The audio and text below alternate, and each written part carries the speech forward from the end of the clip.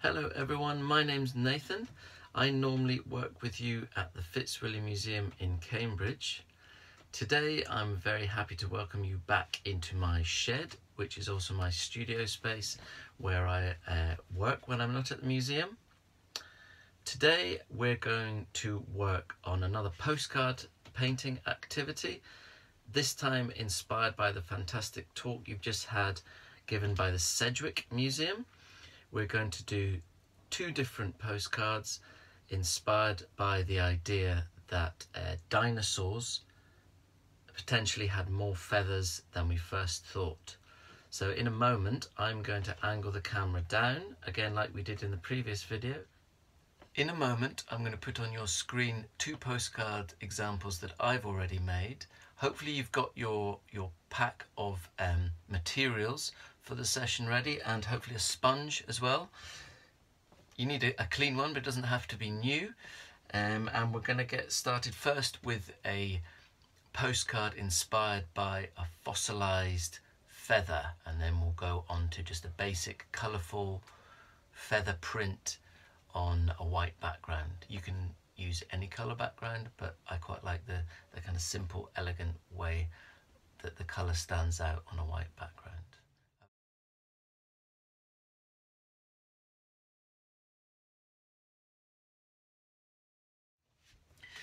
We're using gouache paint for this activity again. I think it works really well. I'm going to use the sponge to mimic the rock, and then we'll let that dry and then do the feather print over the top.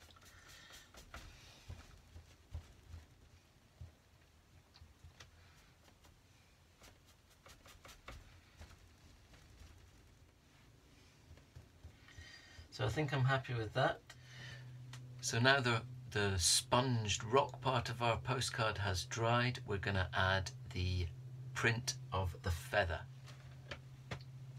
I've mixed a dark colour, a kind of black that will show up nicely over the top, which will be will give you similar results to the example that I've shown you previously. I'm painting on the top of the feather, if you know what I mean. You've got the top part, not the bottom. At the top part you can press it down a bit easier, I find.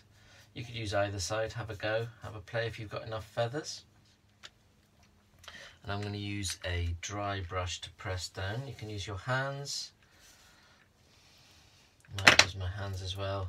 Don't mind getting a bit messy. What we're trying to do is to get the fingerprint of the feather, so to speak, to leave behind a nice impression. A wonder chicken feather. And there, it's very subtle, but I think it looks like a fossilized dinosaur feather. Great, let's move on to the next one. Now we're moving on to the very basic feather print, just on a white background. I think it's really, really effective. I hope you do too, but obviously if you want to do something a bit more elaborate, please do. You could print more feather prints over each other, or use the smaller feathers, or if you've got them. But I'm just going to do a very basic feather print over the top.